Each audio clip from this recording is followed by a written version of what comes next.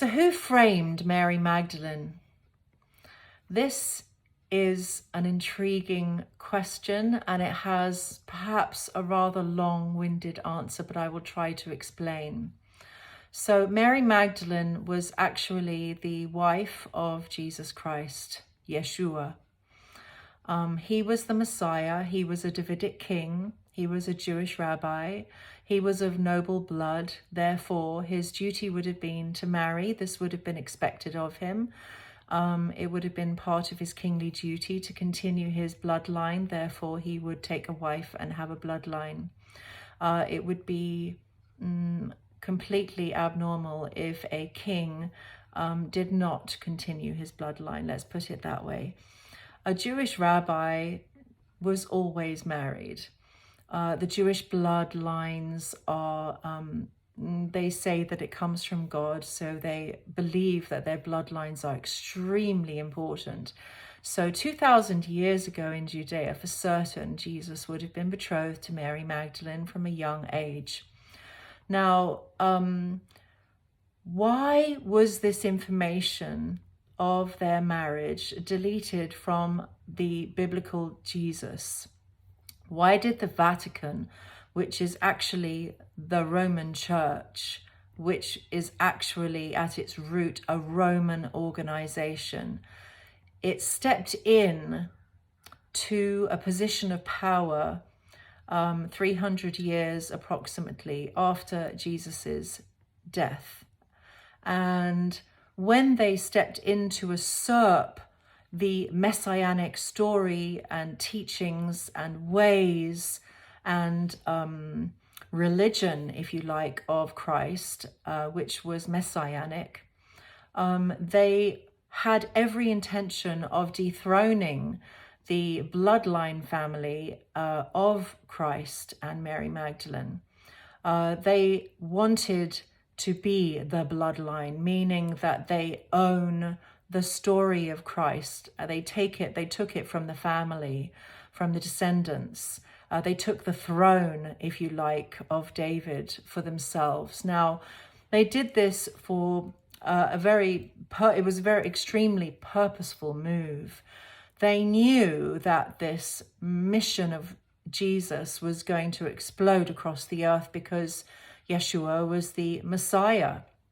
So any progeny that he had the kingly throne within it by right from God to have the throne of earth, to lead the people. And so this bloodline was extremely dangerous to the church. They wanted no mention of Mary Magdalene and Yeshua's marriage, so they removed her by confusing the 3-4 Marys in the story. Now, remember, Mary was not a name back then. It was a title that was awarded to women of a certain station. So Mother Mary, Mary Magdalene, Mary Martha, Mary Salome. These were titles awarded to women of a certain stature. They were bloodline royals. They were wealthy in their own right. They were healers and teachers, and they had attained a station of great respect in the community. Therefore, they wore red, and they were known as Marys. So the Bible, what the early church did was they broke apart all of the Marys and made it a little confusing as to who was which Mary, and so it really watered down the truth of the Marian story.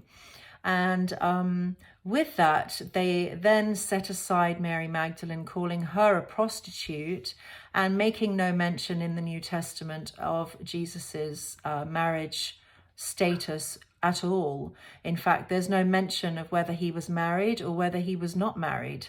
There's no mention of that at all anywhere in the Bible.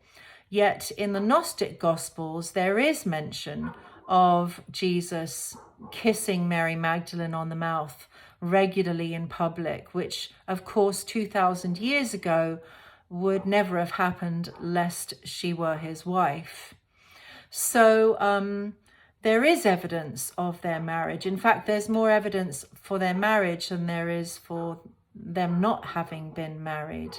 And though the Vatican has said that Mary Magdalene is a prostitute for the last 2,000 years. This was their big lie. They have recently said that she is not a prostitute. So they've now changed their mind and they've decided that they made a mistake.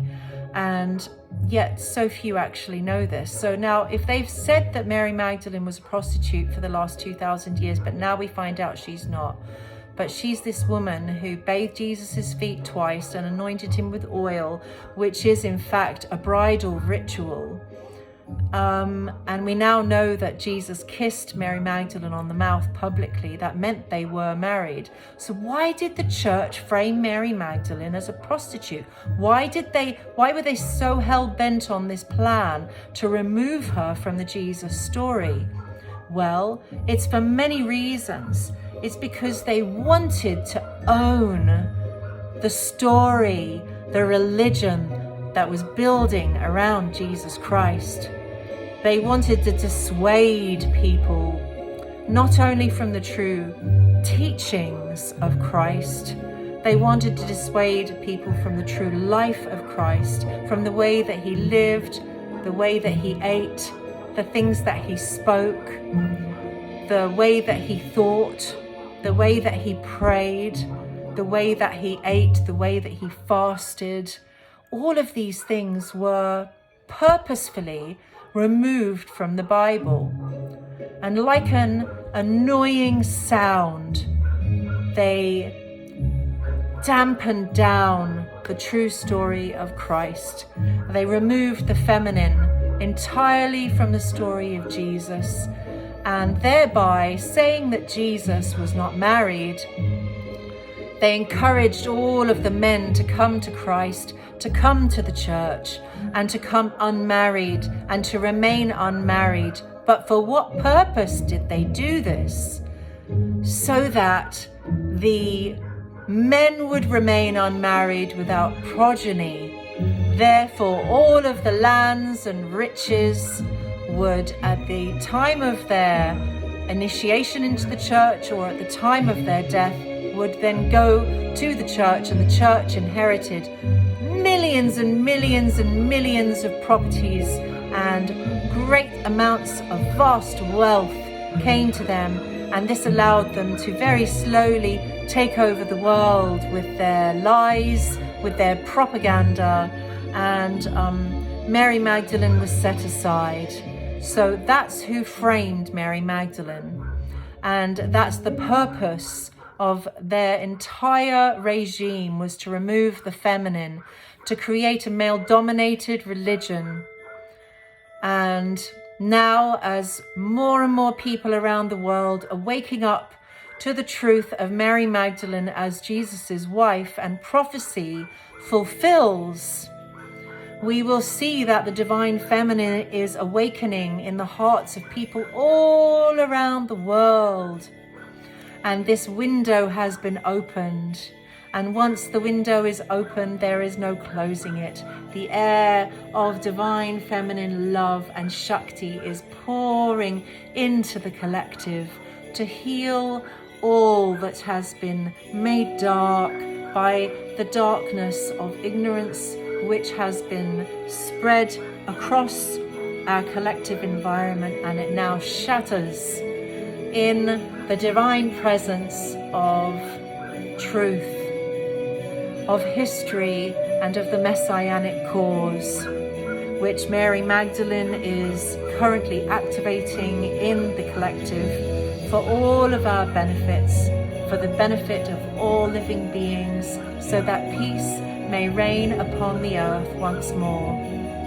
And so, as we move into the changes which are upon us, we remain bright in our hearts, knowing that God has a plan for us, and we trust in that plan, surrendered, understanding that its ultimate cause will be the golden age, where we all can live in peace and worship as we will, with no borders, no boundaries, and nothing but love and kindness and goodwill unto all living beings will reign again upon the earth.